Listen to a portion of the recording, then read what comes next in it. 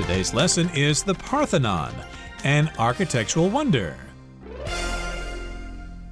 Hi, everybody. I'm Roger. And I'm Mike. And today we're going to go to Greece, which is a country in Europe. It's right next to the Mediterranean Sea. And we're specifically going to the Parthenon, which is part of the Acropolis in Athens, Greece. If you go to Greece, of course, you're probably going to check out the Acropolis. And the Parthenon is one of the structures in the Acropolis. Absolutely right. Yes, this is definitely one of those bucket list places that most people will want to see. Greece is fantastic. A lot of people aren't fans of Athens as a city. It can be crowded and noisy.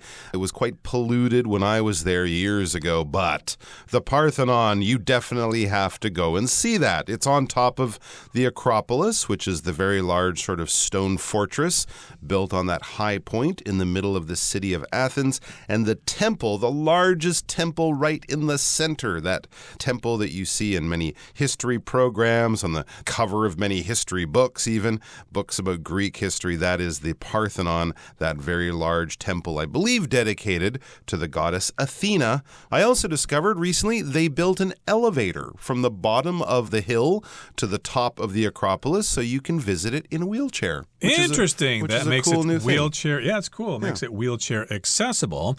So indeed, it's quite a fascinating place. So let's find out all about it. Let's listen to the first part of our lesson, and then we'll talk about it. The Parthenon, an architectural wonder. The Parthenon, a magnificent temple located on the Acropolis in Athens, Greece, is widely regarded as one of the most iconic architectural achievements in history. Built in the 5th century BC, this enduring structure not only embodies the glory of Greek classical architecture, but also continues to fascinate and inspire people around the world. Designed by the architects Ictinus and Callicrates, under the supervision of the sculptor Phidias, the Parthenon stands as proof of ancient Greece's cultural and artistic accomplishments. In particular, the temple's harmonious proportions and careful attention to detail highlight the Greeks' dedication to perfection.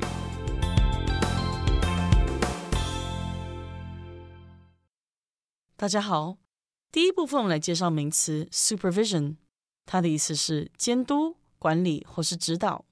例如 Students can do experiments as long as they are under a teacher's supervision. 只要有老师的监督，学生就可以做实验。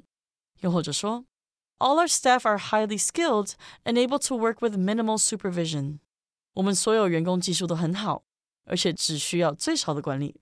下一个一样是名词 proportion， 意思是艺术品或设计各部分之间的比例或是比。例如 Eleanor's design of clothes has weird proportions. I doubt that there's anyone who can wear them. Eleanor 设计的衣服比例很奇怪，我怀疑没人能穿。或是A healthy diet should have a high proportion of fruits and vegetables. 健康的饮食应该包含高比例的蔬果。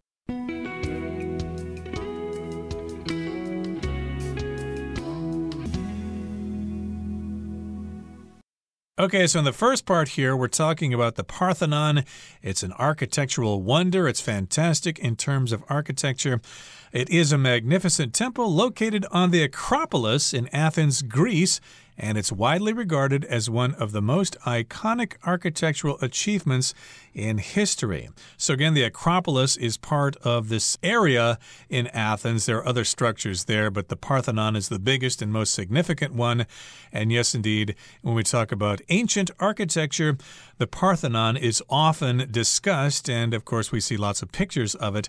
It is truly an amazing structure, and it's an architectural achievement. It is absolutely. Built in the 5th century BC, this enduring structure not only embodies the glory of Greek classical architecture, but also continues to fascinate and inspire people around the world. It's been inspiring and fascinating people around the world for 2,500 plus years.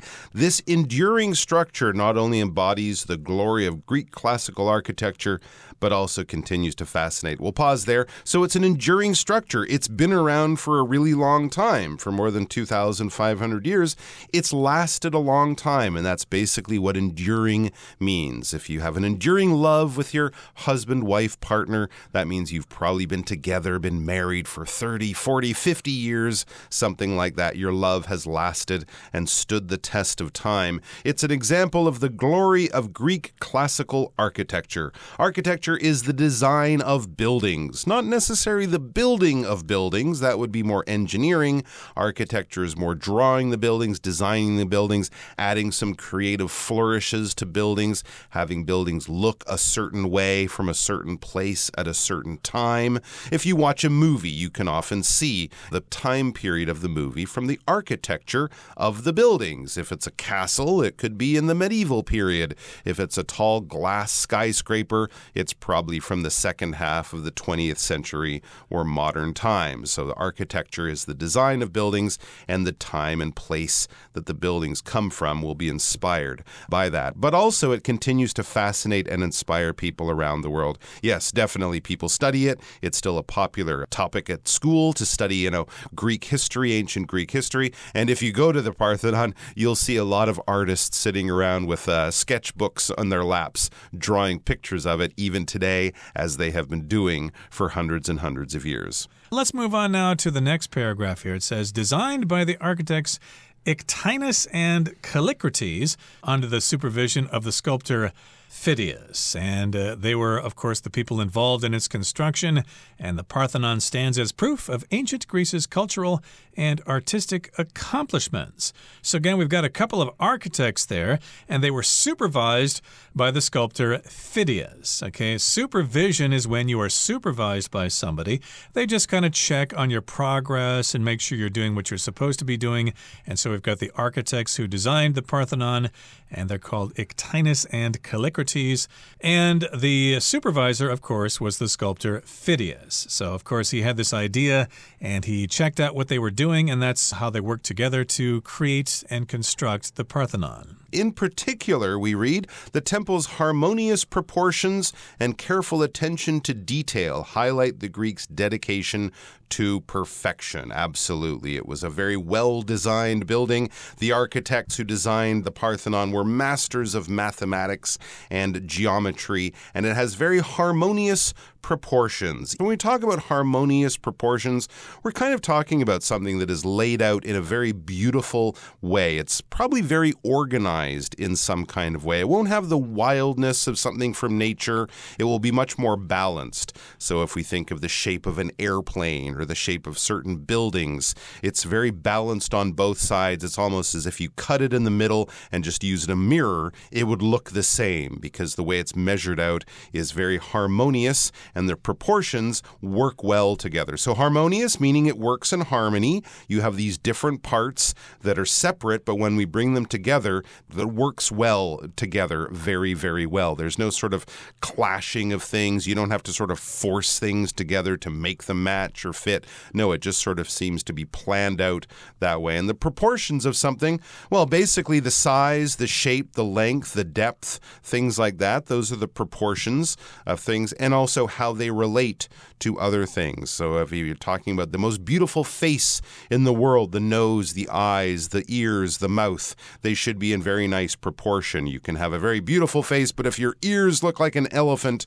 you might not be considered the most beautiful or handsome person in the world. So the way things measure against each other, their values when compared to each other, those could be the proportions. And of course, all of this careful attention to detail highlights their dedication to perfection. The Greeks were some of the first to become real masters of geometry, and not only were they solving math problems on paper, they were using this mathematical and geometric knowledge to build beautiful buildings like the Parthenon. Absolutely. Okay, everybody be prepared because the second part of our lesson is quite long, so please pay special attention. Let's listen to it now. One of the Parthenon's most notable features was the vast array of highly detailed sculptures that decorated its exterior. These marble images brought forth scenes from Greek history and mythology, and demonstrated the Greeks' excellent ability to tell stories through art. Inside the temple, Phidias sculpted a 12-meter-tall statue of Athena out of wood and covered it in gold and ivory. It's thought that the statue was later destroyed for its gold, but no one knows who did it. This uncertainty stems in part from the fact that the Parthenon housed various occupants over the centuries.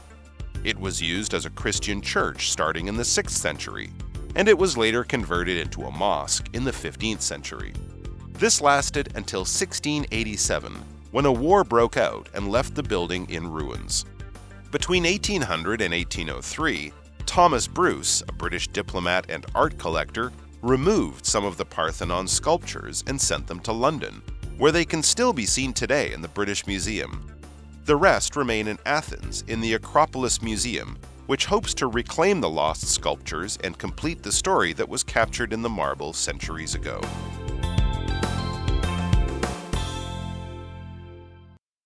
第二部分我们看到单字 array， 它是名词，意思是一大群、一大批不同的人或事物，也可以是阵列的意思。例如 Peter studies an array of things from history to politics. Peter 修习大量的学科，包含历史到政治。或者 The bakery displayed an array of freshly baked breads and cakes. 那间面包店里陈列着一批刚出炉的面包和蛋糕。接下来介绍 exterior， 这个名词的意思是外观、外部或是外表。例如 Though the exterior of the building isn't very impressive, the inside is beautiful.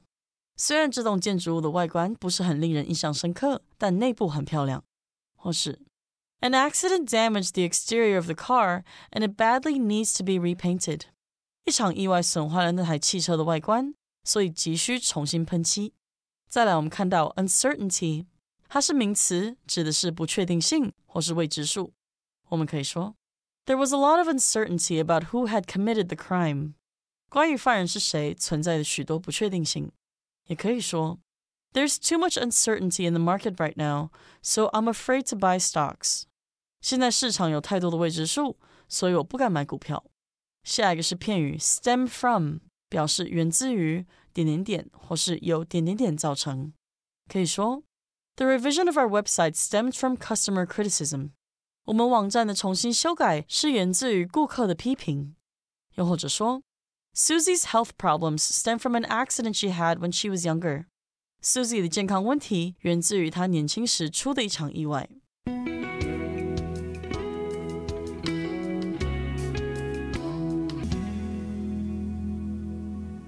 Okay, so in the second part it says, one of the Parthenon's most notable features was the vast array of highly detailed sculptures that decorated its exterior. Okay, if something's notable, it's worth paying attention to. You should not ignore this. It's very important. You should take note of that. This is a notable feature, some kind of special aspect of the Parthenon, and that was the vast array of these sculptures that were on the outside of the Parthenon. An array is just a set of something. It was an arrangement, you could also say, a variety of highly detailed sculptures. And again, these sculptures decorated the exterior of the Parthenon. A sculpture is basically a work of art that is three-dimensional. It's usually made with various materials like wood or stone or marble or whatever. And the exterior of something is the outside of something, like you might be into exterior decorating, or you might be into interior decorating. That means decorating inside, but here exterior means the outside of something. And not only were these sculptures beautiful, but they actually told a story. It says these marble images brought forth scenes from Greek history and mythology. So we'll pause there, but these sculptures, they had gods, and I'm sure Zeus was up there, and maybe Aphrodite, the goddess of beauty and love, you know, that type of thing. They brought forth, they sort of delivered scenes from Greek history and mythology, so people could go there, and it was kind of like a large 3D comic book in front of them telling stories from Greek myth and history, and it demonstrated the Greeks' excellent ability to tell stories through art. So they were some of the first people, the first first cultures to do this, telling stories using art even when people couldn't read or have books or things like that. They could still understand their own stories by looking at these statues on the outside of the temple. Inside, now the interior, this is inside the temple. Phidias, that's the sculptor, sculpted a 12-meter tall statue of Athena out of wood and covered it in gold and ivory. So that would have been a real showstopper. Would have taken your breath away. This huge statue of Athena, 12 meters tall. What's that, like 30, 40 feet tall or something like that, covered in gold and ivory. So it would just glow with the reflected light of the sun and of maybe candles or lamps inside the temple. That would have been absolutely amazing. It's thought that the statue was later destroyed for its gold, but no one knows who did it. Yeah, unfortunately, many of these treasures of the past, we only know from written descriptions of them. Most of them have been damaged, destroyed, or broken down for their more valuable pieces. And this uncertainty stems in part from the fact that the Parthenon housed various occupants over the centuries. So uncertainty just refers to the fact that you just don't know about something. There's a lot of uncertainty in the stock market, so you've got to know what you're doing if you want to make money by investing in stocks. And to stem from just means that's the origin of something. That's what causes something. So this uncertainty is a little bit because of the fact that it housed various occupants or people who lived there over hundreds of years. Absolutely. It was used as a Christian church starting in the 6th century, and it was later converted into a mosque in the 15th century. So there you go. As times changed and religions changed, what the Parthenon was being used for also changed. But notice, always as sort of a holy place. A Christian church, after being, of course, a Greek church, or, celebrating the Greek gods, then it became a Christian church in the 6th century. That's about the years 500 AD.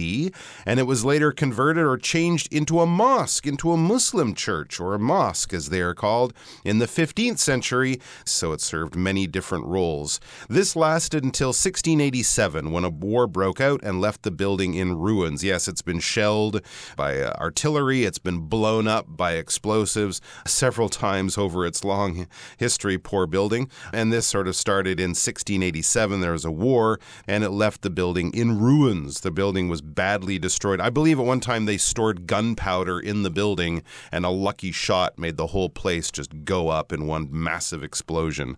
It's goodness. It's lucky we have what we have today, considering the long history of the Parthenon. Indeed, we're lucky to still see it, so go there while you can. And here in the next paragraph it says, between 1800 and 1803, Thomas Bruce, a British diplomat and art collector, removed some of the Parthenon's sculptures and sent them to London, where they can still be seen today in the British Museum. A collector is somebody who collects things so they can have a collection of things. You might be a collector of coins or a collector of stamps, or if you're rich, you can be a collector of old motorcycles or something like that. That's right. Of course, these marbles are still a bit of a controversial topic. The Greek government wants them back. The British government is kind of reluctant to give them back. They want to keep them at the British Museum. The rest, though, of these sculptures, these marbles that weren't stolen, remain in Athens in the Acropolis Museum, which hopes to reclaim the lost sculptures and complete the story that was captured in the marble centuries ago. These Parthenon sculptures, or also they're called the Elgin marbles. I think that's another term. You can see them in the British Museum, but hopefully in the future, at least for Greek people, they will eventually be reunited back in Athens, where they came from. Okay, let's move on now and listen to the third and final part of our lesson. In spite of its partial destruction, the Parthenon remains a source of inspiration for architects and artists worldwide. An architectural marvel that has stood the test of time, the Parthenon will doubtless continue to evoke wonder and reverence for many years to come.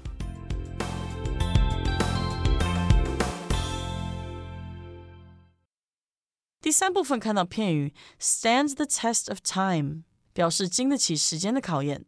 举例来说 The pyramids in Egypt have stood the test of time and are still a major tourist attraction. 埃及金字塔历久不衰，目前仍是主要的旅游景点。最后一个例子 The experienced actor's continued popularity is proof that true talent can stand the test of time. 那位经验丰富的演员一直很受欢迎，证明了真正有才华的人经得起时间的考验。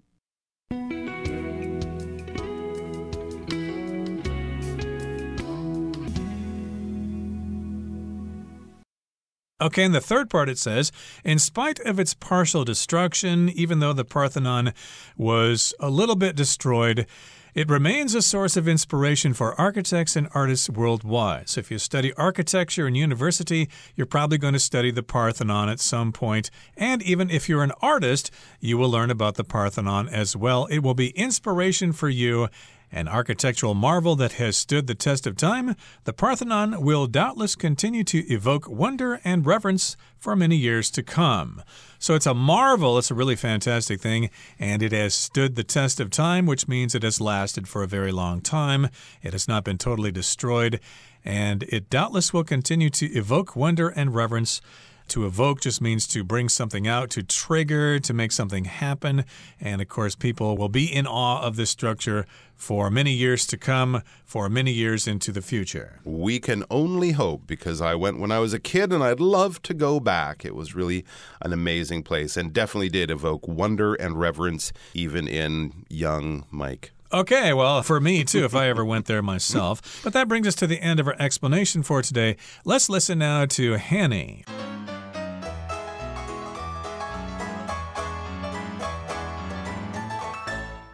各位同学大家好，我是 Hanny。 我们今天要来练习文意选填的题型。那我们先快速浏览题目的10个选项。 A 选项 stance， 它有可能是复数名词，可以指摊位啊、立场等等，也有可能是第三人称单数动词，就可以表达站立、承受、忍受等等意思。 B 选项 housed， 那么 house 当动词可以表达作为什么之用，安置或者是为什么提供住所。这边它有可能是过去式或过去分词，那也有可能以过去分词来当形容词，描述说是被安置的。 C lost， 它可能是 lose 的过去式或过去分词，表示失去啊、丧失、输掉、失败等等。不过它也有可能是用来形容遗失的、走失的等等。 D 选项 marvel， 它当名词表示奇迹、令人感到惊奇的人事物，那它也有可能当动词来表达大为赞叹、惊讶不已。E 选项 broke out， 这个 break out 可以指爆发、突然发生，或者是逃脱、越狱，或者是突然开始出现像是皮肤方面的症状。那注意它这边是用到过去式哦。那么 F brought forth，Bring forth 它表示带来、产生或引起，那这边用到 brought 有可能是过去式或过去分词。 G enduring， 我们先看到动词 endure， 它表示持续、持久、忍耐的意思。那么 enduring 有可能是动名词或现在分词，也有可能是用来形容不朽的、持久的。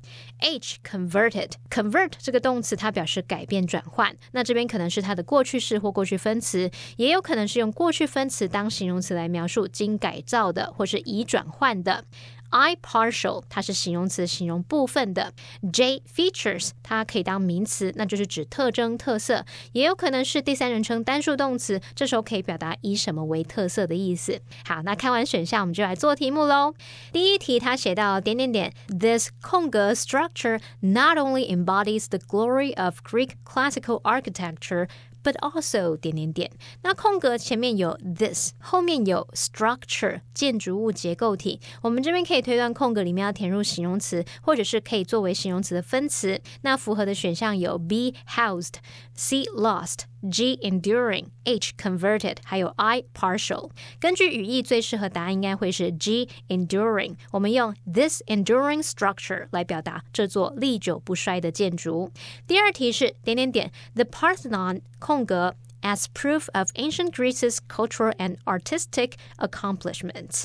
空格前面它有 the Parthenon， 那后面是介系词片语 as proof of， 我们这边可以推断空格要填入动词，那从上下文来判断这句是在陈述事实，所以是要选择可以直接接 as 的第三人称单数不及物动词。符合选项只有 A stands， 而且 stand as proof of 名词可以表达作为什么什么的证据。好，那么第三题是 One of the Parthenon's most notable 空格 was 点点点。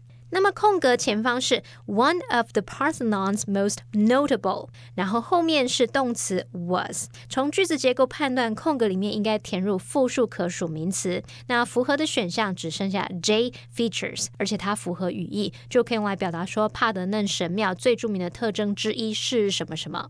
第4题他提到 these marble images 空格 scenes from Greek history and mythology， 空格前面是 these marble images， 然后后面呢则是 scenes from Greek history and mythology。 我们这边可以推断空格里面要填入及物动词或及物片语动词，那符合的选项有 B housed， C lost， E broke out， F brought forth 和 H converted。 那补充一下，我们一开始其实有提到 break out 它当不及物用的几种不同意思，可是在这边如果是把它当及物用法， break something out 或者是 break out something 则是表达从储藏的地方取出拿出。好，那我们来看看根据句意呢，它应该是要表达这些大理石图像带来彰显出希腊历史和神话的场景，所以呢最适合的答案会是 F brought forth。 第5题他说 This uncertainty stems in part from the fact that the Parthenon 空格 various occupants over the centuries， 空格位于名词同位语 the fact 后面的 that 子句，那么空格前面有主词 the Parthenon， 后面有受词 various occupants， 我们可以推断空格里面要填入及物动词或及物片语动词，符合的选项有 B housed， C lost， E broke out 和 H converted。 根据句意答案应该要选 housed， 用来表达说帕德嫩神庙几个世纪以来安置过不同的占有者。那么第6题他提到说 It was used as a Christian church starting in the 6th century, and it was later 空格 into a mosque in the 15th century。 从句子结构判断，空格前面有 it was later， 后面有 into a mosque in the 15th century。 我们这边推测空格可能是要填入过去分词来构成被动语态的动词，那符合的选项有 C lost 和 H converted。 根据这个句意啊，还有它后面这个介系词 into， 我们可以推测空格里面要填入 H converted。 我们说 convert A to B 或是 convert A into B 就是使 A 变成 B， 这边就是用被动语态来表达说它被改建为清真寺。第7题他说 This lasted until 1687 when a war空格 and left the building in ruins。 空格位于关系副词 when 所引导的形容词子句当中，那前面是 a war， 后面是 and left the building in ruins。 我们这边可以知道说空格里面要填入过去式的不及物动词或不及物片语动词，符合的选项有 C lost， E broke out。 那根据句音它应该是要表达战争爆发，所以答案就是选 E broke out。 第8题他说 The rest remain in Athens in the Acropolis Museum, which hopes to reclaim the 空格 sculptures。 空格位于 which 所引导的形容词子句当中，那前面有定冠词 the， 后面有名词 sculptures， 我们可以推断空格里面要填入形容词，或者是可以当作形容词的分词，符合的选项有 C lost 和 I partial。 根据句意它应该是要表达该博物馆希望找回失去的雕塑品，所以答案应该选 C lost。那第9题他说 In spite of its 空格 destruction, the Parthenon remains a source of inspiration 空格前面呢有所有格 its， 后面有名词 destruction， 我们可以推断空格要填入形容词或者是作为形容词的分词，那符合的选项只剩下 I partial， 而且是符合语义的，用来表达说尽管部分毁损，帕德嫩神庙仍然怎么样怎么样，所以是正解。那么第10题他提到说 An architectural 空格 that has stood the test of time。 从句子结构判断，空格前面有 an architectural，那后面的 that 子句是形容词子句，所以可以推断空格应该是可以当作先行词的名词，符合的选项只剩下 D marvel， 而且符合语义哦，它是要表达说帕德嫩神庙是一座经得起时间考验的建筑奇迹，所以是正确答案。那以上是今天的讲解，我们回顾今天的单词吧。 Architecture. Modern architecture often emphasizes environmentally friendly designs. Supervision. Without proper supervision, the project won't be completed in time. Proportion. The statue's tiny nose didn't seem to fit the proportions of the rest of the face. Array. Our local supermarket sells a wide array of fruits and vegetables. Sculpture. Outside the train station is a sculpture of a famous dog that used to wait there for its master every day. Exterior. The car's shiny red exterior often caught the attention of people as it drove by. Uncertainty. The constant changes in government policies created a sense of uncertainty among the population. Collector. Ben has been a stamp collector since he found his first rare stamp almost 10 years ago.